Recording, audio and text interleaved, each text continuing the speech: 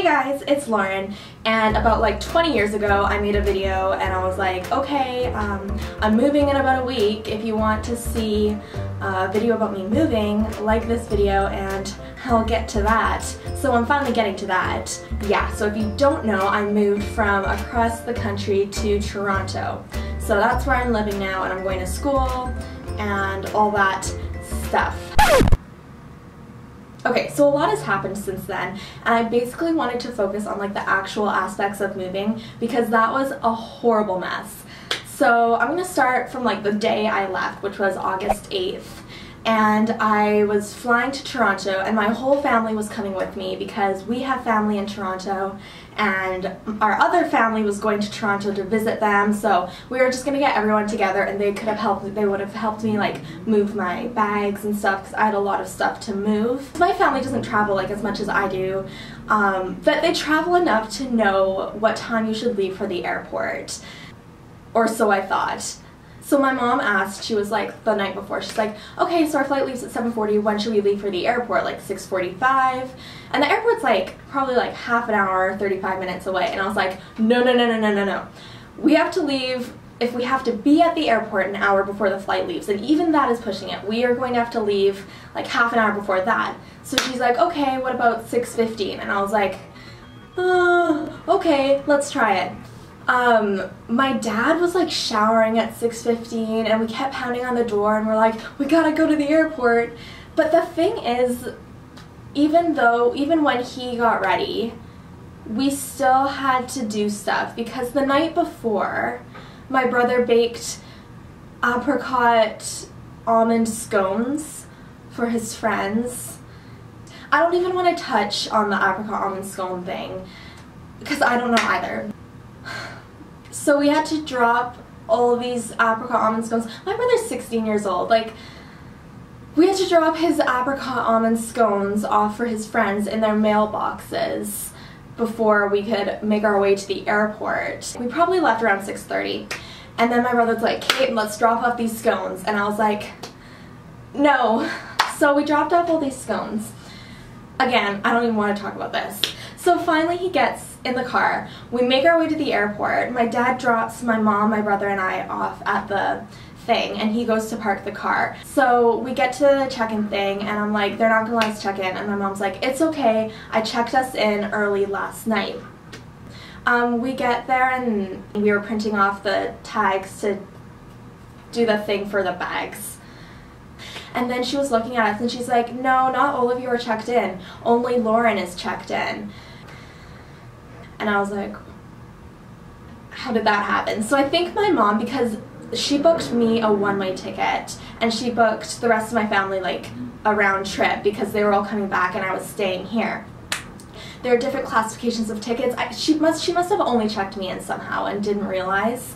So the lady was like, so only Lauren's checked in and it's too late to check anyone else in. You're going to miss the flight. And I was like, but can I still get on this flight? I just saw 1, 2, 3, 4, 5, 6 huge Canadian geese just fly right by my window.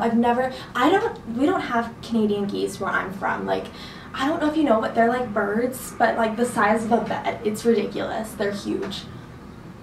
Anyway, so it was just like a silence, and she was like, yeah, but only you'll be able to get on. And then there was a pause, and I turned to my mom and my brother, and I'm like, okay, I'm gonna go on this flight, I'll see you guys later. I hugged my mom, and she was just like, this all happened so fast, she didn't even hug me back. She was still like trying to talk to the lady. I'm like, please, can we get on this flight? And I hugged my mom, I loaded my bag onto the cart, and I was like, you guys bring the rest of the bags in when you get to Toronto. And I ran. As I was running, I was like, bye mom, bye Joel. I ran through security. I was so out of breath. The last person on that flight, they were calling names, and I made it. I didn't want to wait around back home. It was gonna be like another 12 hours or something, and I wasn't just gonna wait around. I already said goodbye to my room. There's no point being back home. I swear, I've never, ever ditched anyone so fast in my entire life. Like, I was out of there. I've been hit on so many like creepy guys in bars, but I've never ditched anyone so quickly as when I ditched my family at the airport. She texted me and she's like, your dad still hasn't come back from parking the car. How on earth did my family expect to make this flight? I have no idea. But I got on that flight, I made it to Toronto, And then I texted them when I was there, and I was like, are you mad at me? Because I just totally left. I did not know when they were getting to Toronto. I just totally ditched them at the airport. Like, the span of like 20 seconds, she was like, only Lauren can make this flight, and I was at security. I was like, gone. I'm actually like the worst person ever. I'm just like thinking this through in my head.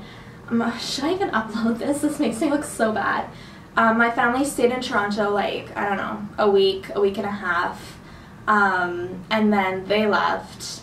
And I was staying with my aunt here until I was supposed to move into my dorm. But then the weekend I was supposed to move into my dorm, my aunt ditched me, so I guess it's karma, and she and her family went to like their lake thing, so I was the only one here, so I had to move into my dorm alone. It was fine. I mean, I had a ton of bags, and the morning of, I was calling taxis to take me here, because like there's no way that I could have taken public transportation because I had too much stuff. So I was calling taxis and all of them were full, so I took an Uber. And I couldn't find the Uber XL option on my phone, so I tried to take a regular Uber, and it came, and he saw my bags, and he was like, he didn't even fully stop the car, he just kept going. He like rolled down the window and he's like, I can't take you, and kept going. And I was like, this is fantastic. So I finally found like the setting, because it was different here than it was back home. I finally found the setting to get an Uber XL. Like, my school is, I'm at York, so it's only in Toronto in like the very most technical sense. Like, we're like on the very, very outskirts of Toronto in the sketchiest areas. So he picks me up in downtown Toronto and starts driving me here. It was total silence. I have to sit in the very front with him because all my bags, my chair, it leans back. I hate it. I'm sitting in the very front with him, total silence. And then finally, like, we're getting like sketchier and sketchier areas, and he turns to me and he's like, you know, the area I picked you up from is a lot nicer than the area I'm dropping you off. And it was just silent for like 30 seconds, and then I was like, yeah, I noticed.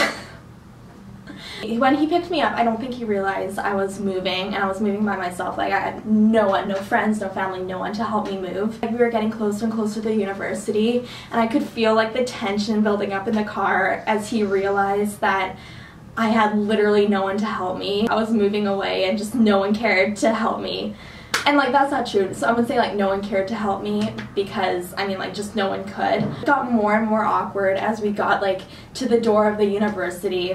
All the kids are hugging their parents and the parents are taking pictures and stuff. I took my stuff out of the thing and he was like, well, good luck with university.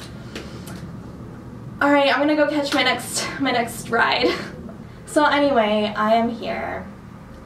I made it, and I am here.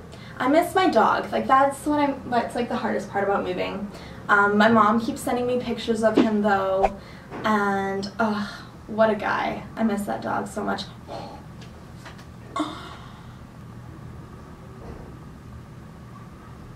The moral of the story is, honestly, if you're at the airport with your family and they can't board the flight but you can, just leave them.